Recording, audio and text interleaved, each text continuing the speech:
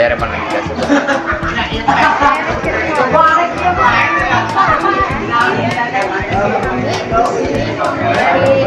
Dulu ATL1 sebagai PT Sunflower akan menjelaskan sejarah akuntansi di dunia dan di Indonesia. Pada saat kalian mendengarkan mata ekonomi, apa yang langsung kalian pikirkan? Banyak di antara kalian akan memikirkan ekonomi tentang uang, perhitungan, dan lain-lain. Ekonomi berhubungan dengan akuntansi. Apa sih akuntansi itu? Yuk kita cari tahu sama-sama. Pada umumnya, akuntansi adalah sistem proses mencatat, mengelompokkan, meringkas, dan menyajikan informasi keuangan suatu entitas. Sejarah akuntansi di dunia. Pada tahun 1494, matematikawan bernama Luca Pacioli menerbitkan buku yang berjudul Summa di Arithmetica, Geometrica, Protionti, and Proportionalia. Dalam buku tersebut terdapat subjudul yaitu Tractus de Computis et Scriptoris yang mengajarkan sistem pembukaan berpasangan. Subjudul inilah yang menjadi cikal bakal munculnya akuntansi. Perkembangan akuntansi modern dimulai di Eropa pada abad ke-19. Pada saat itu, banyak negara-negara di Eropa yang mulai menerapkan standar akuntansi yang sama, seperti standar yang diterapkan oleh Institute Chartered Accountants in English and Wales pada tahun 1880.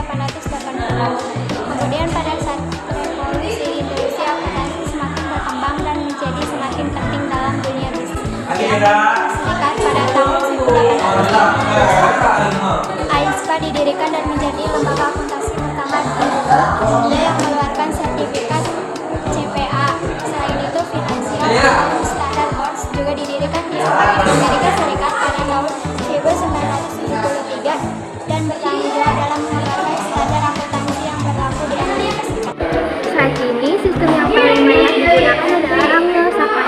Hal ini dikarenakan sistem tersebut dapat mencatat berbagai macam transaksi yang lebih mudah. Misalkan sistem Anglo-Saxon melakukan pembukaan yang terdapat dalam satu bagian akuntansi, sedangkan sistem lainnya justru memisahkan antara pembukaan dengan akuntansi. Sejarah akuntansi di Indonesia. Pada zaman penjajahan Belanda, perusahaan Indonesia menggunakan sistem kontinental atau tata buku yang digagas oleh Sang Marsilio. Meskipun sama-sama berasal dari pembukaan berpasangan, tetapi akuntansi berbeda dengan tata buku.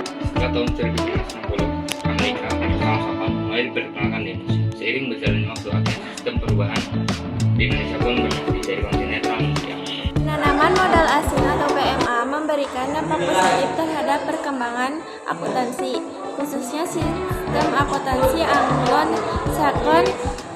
Pada perkembangan berikutnya, akuntansi di Indonesia menerapkan pedoman standar akuntansi keuangan atau PSAK sebagai upaya penyesuaian terhadap kondisi global, peningkatan transparansi laporan keuangan, dan peningkatan kualitas.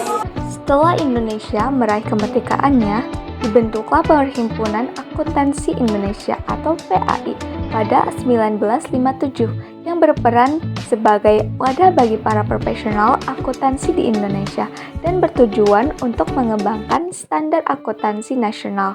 Pada era inilah lebih difokuskan pada pembangunan ekonomi nasional.